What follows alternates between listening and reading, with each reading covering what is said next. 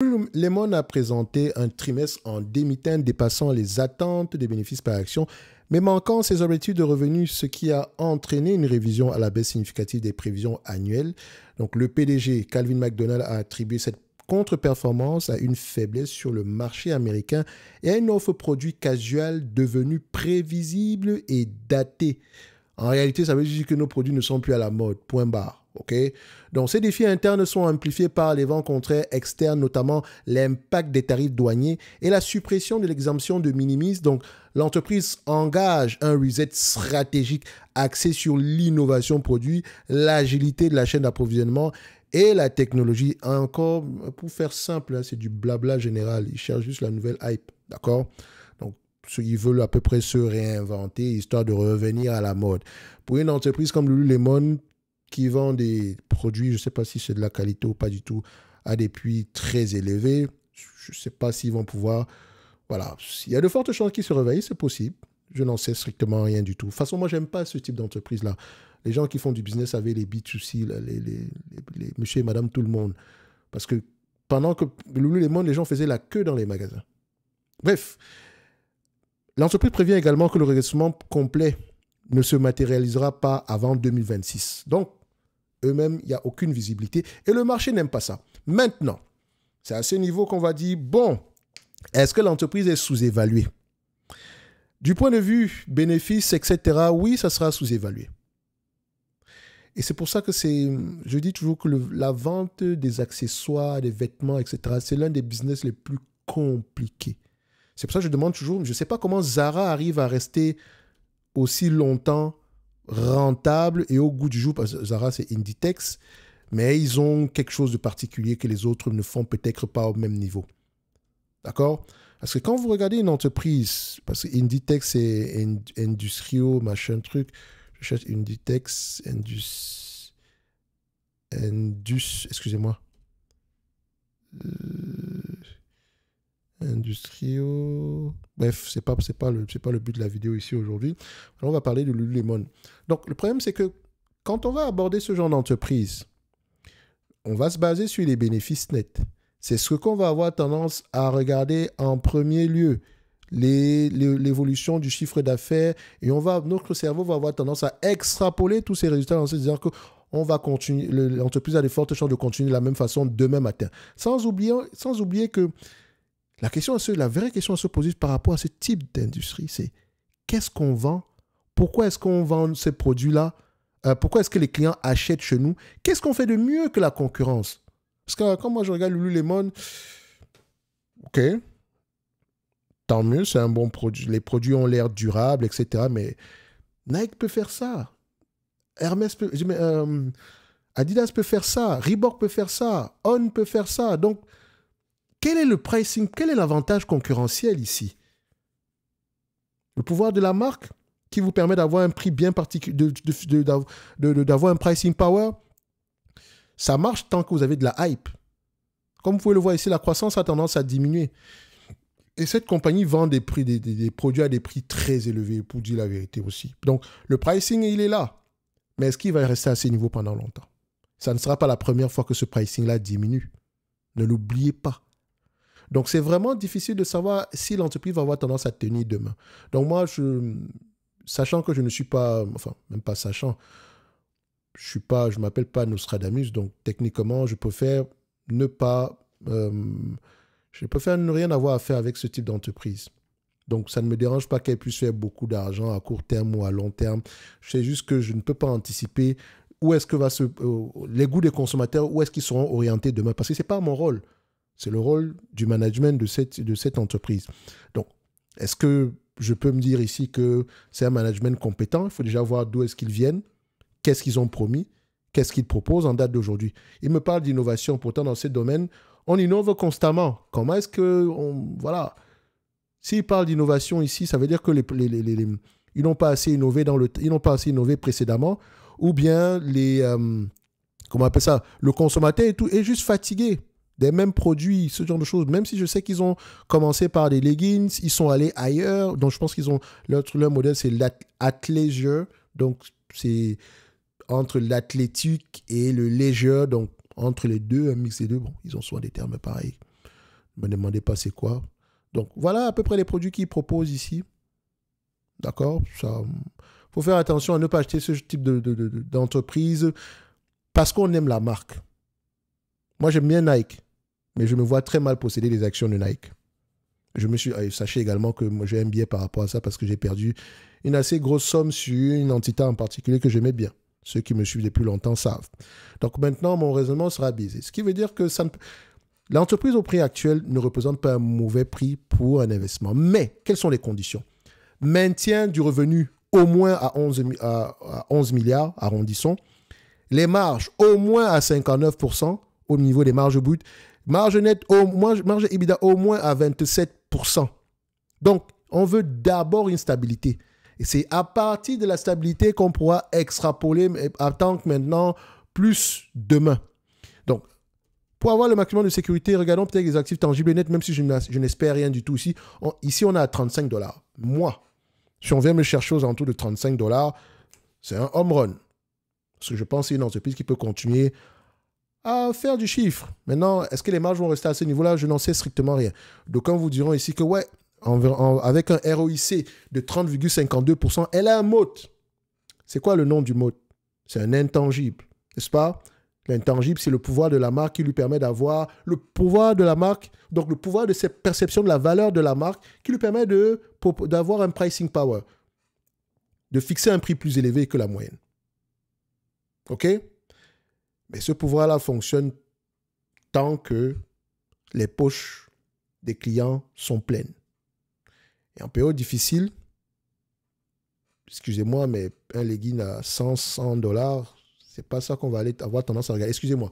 Je sais que Lululemon, c'est pas que des leggings, etc. C'est beaucoup d'autres choses derrière, mais voilà, ça a toujours été accompagné. Elle a commencé par ça. Et elle était très célèbre par rapport à ça. Même si je sais maintenant qu'il y a d'autres marques comme Halo ou bien Olé ou je sais pas quoi là, qui sont encore plus chers. Mais bref, maintenant, ceux qui parlent de qualité, je ne porte pas de leggings, donc je ne peux pas savoir à quoi ça ressemble. Bref, tout ce que je vais raconter ici, c'est que niveau prix, on est sous-évalué. Mais maintenant, est-ce que les bénéfices vont avoir tendance à rester à ce niveau-là sur les années à venir? C'est la grosse question.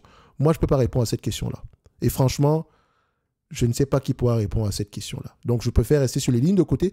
Ou si je décide de rentrer sur cette compagnie, c'est soit, idéalement en achetant aux alentours du tangible book value, ou bien en payant un multiple en ayant une pondération très peu élevée dans mon portefeuille et en achetant un multiple de valorisation très bas. Je ne paierai pas plus de 15 fois les bénéfices pour ce genre d'entreprise. Les analystes en eux-mêmes ici, vous allez voir que les attentes des analystes ont eu tendance à diminuer. Avant, on s'attendait à 2,6 milliards pour 2027 et là, on était en 2024. Aujourd'hui, ça sera 1,7 milliard. Et 1,7 milliard correspond à peu près à ce qu'on a dégagé ici et ça ne fait que baisser. Et en réalité, ils ne savent même pas combien est-ce qu'on aura à cette période-là. Parce qu'on peut avoir une nouvelle marque qui détrône les anciennes ici. Bref, il est devenu très facile aujourd'hui de faire du marketing. Donc, c'est devenu très facile aujourd'hui pour les marques de percer. Vous avez vu Gymshark, valorisé à plus d'1 milliard. Vous avez vu ce qu'ils vendent? Les gens achètent. C'est à petit prix. Donc, les leggings de qualité, si j'achète un legging à 25 $ ou bien 30 $ et qui dure à peu près 1 an et que je rachète un autre l'année qui suit, peut-être que je vais le faire et je vais préférer le faire ici que d'acheter un seul qui va durer à peu près, je ne sais pas moi, 1 an ou 2 ans ou qui va durer à peu près 3 ans. Bref, ce qu'on va faire, parce que je suis vraiment mal à l'aise avec cette évaluation aussi, parce que je sais pertinemment que ce qu'on voit ici aujourd'hui, les attentes des analystes, ça peut être un peu plus bas que ça demain. Donc, ce que moi je vais faire, c'est 15 fois les bénéfices pour cette compagnie. Je suis mal à l'aise à payer 20 fois les bénéfices. Donc, il faudrait déjà qu'elle arrive à se maintenir ici. Donc, voilà. Et déjà, elle ne fera pas partie de ma watchlist. Pas le genre d'entreprise qui m'intéresse. Donc, 212 $ l'action, moins la dette nette. Moins la dette nette ici, 212. Moins la dette nette. On prend ça. Elle a du cash net. Donc, on va mettre ça à 212 $ l'action. Ça sera mon prix. Ça sera mon avis par rapport à Lululemon en date d'aujourd'hui. Sinon, si l'entreprise arrive à générer les bénéfices nets attendus en 2028 ici par rapport au prix que vous payez en date d'aujourd'hui, vous avez un rendement sur coût potentiel, surtout si on s'échange à 15 fois les bénéfices, vous aurez un rendement de 8%. C'est intéressant, n'est-ce pas? Mais maintenant, tout dépend de la génération de ce cash-ci. Et laissez-moi vous dire que ce cash-ci dépend du goût des consommateurs. Et les goûts des consommateurs changent très vite. Rappelez-vous, c'est l'un des business les plus compliqués. Anticiper les goûts des consommateurs. Donc, les barrières à l'entrée dans ce domaine sont très peu élevées. C'est pour ça que je préfère rester sur les lignes de côté. En tout cas, courage à ceux qui ont du Lululemon. J'espère que ça va revenir à un prix très élevé parce que rien n'est... L'espoir permet... rien n'est perdu, on va le dire comme ça. Parce que regardez Abercrombie. Excellent résultat, n'est-ce pas? Très beau à voir. Pendant une certaine... Elle a traversé... Voilà, regardez la traversée du désert. Et là, boum, ça s'est réveillé. Pourquoi? C'est la question que vous devez vous poser. Et vous allez voir que le marketing d'influence joue beaucoup sur ces entreprises. Ouais, ça fonctionne très bien. Il y a des gens qui suivent... Par exemple, prenons une page simple. Imaginez quelqu'un comme Thibaut InShape qui fait dans le... Comment son nom m'est venu comme ça. Qui fait dans tout ce qui concerne ici le sport, la santé, etc.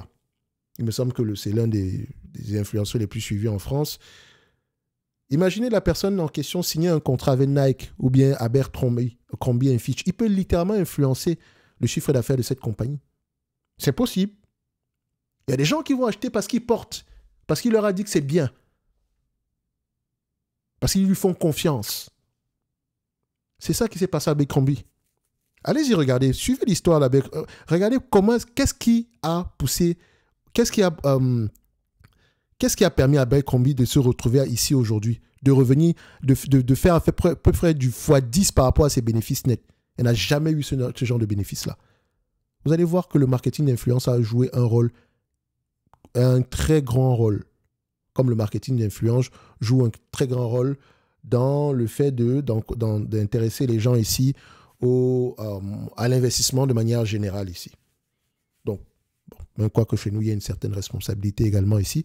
Comme là, à proposer soit de la bouffe, ou bien des compléments alimentaires, ou bien des vêtements. Vous achetez parce que vous faites confiance à votre influenceur préféré. Bref, donc il n'est pas exclu que Lululemon noue des contrats, peut-être qu'ils le font même déjà d'ailleurs, je n'en sais strictement rien du tout, avec des influenceurs. Ça pourrait fonctionner s'ils ont une bonne campagne, pourquoi pas. Donc pour moi, je ne paierais pas plus de 212 $, comme je l'ai mentionné tantôt ici. Maintenant, elle a les moyens de racheter les actions ici, elle n'a pas de dette ici, donc elle a la capacité de souffrir. Le dividende ici, si elle voulait, elle pouvait vous le reverser ici. Mais rappelez-vous que Lululemon vient de très loin, elle a déjà montré plusieurs fois qu'elle a la capacité de surprendre. Ne l'oubliez pas. Mais bon, seul le temps nous dira à peu près à quoi ça va ressembler demain. Rappelez-vous de Crocs. J'ai jamais aimé cette compagnie. Déjà, le produit, ça ne m'intéresse pas du tout. Et après, ça fait des années que Crocs, voilà, c'est sous-évalué du point de vue value. D'accord? Mais pour moi, valeur et qualité vont ensemble. Et pendant ce temps, si vous suivez le dernier conférence call, le PDG a littéralement critiqué, il a littéralement justifié l'achat de HeyDude par le fait que les actionnaires voulaient que leur compagnie soit diversifiée. Donc, tu veux nous dire ici que c'est par rapport aux actionnaires que tu es parti racheter une entreprise qui vous met en difficulté parce que HeyDude n'est pas rentable, c'est un problème. OK? Ça, je veux dire, c'est quoi la raison est bancale à mon avis. Et donc, ce PDG-là, je veux dire, c'est quelqu'un qui doit également prendre ses responsabilités. Bref, quand moi je vois ça, je ne peux pas lui faire confiance. Juste avec ces petites phrases-là. Reconnaissez que vous avez fait une erreur. Vendez ce truc-là et passez à autre chose. Crocs n'a pas besoin d'être diversifié, ils peuvent vendre du Crocs. Ils ont juste besoin de diversifier les produits. Aujourd'hui, ils vendent quoi? Ils vendent leur truc-là. Même si je n'aime pas ce truc-là, mais c'est enfin, je vais les appeler des godasses, mais bon. Bref, même si je n'aime pas ce produit-là, mais je veux dire, il y a des gens qui achètent. Certains disent que c'est confortable. En tout cas, les goûts et les couleurs, ça ne se discute pas du tout. Et quand tant qu'il y a de la croissance, le marché est content. Une fois que le ralentissement s'installe, vous avez des résultats pareils. Parce que Crocs rapporte de l'argent, mais la croissance est de moins en moins élevée. C'est juste ça le problème. C'est le seul problème de Crocs. Sinon, elle reste sous-évaluée. Mais sous-évaluée, tant que si elle continue à rapporter, parce que le marché, vu que la croissance a ralenti, se dit que d'ici à ce qu'il y ait la décroissance, ce n'est pas loin. D'accord? Mais ça peut également être le contraire. Personne n'en sait strictement rien. Donc faites toujours attention avec ce type de compagnie dans le fashion, le footwear, etc. Je pense que vous le voyez avec Kering en date d'aujourd'hui. Bref, pour moi, oui, Lululemon est quantitativement sous-évalué, mais choisissez vos combats. Moi, je préfère rester sur les lignes de côté. Si vous choisissez y investir, petite pondération, faites attention. Dites-vous que bon, si ça fonctionne, tant mieux. Sinon, passons. Et vraiment, questionnez le management. D'accord? Bref. On va se donner rendez-vous sur la prochaine vidéo. Et d'ici là, portez-vous bien. Merci, au revoir.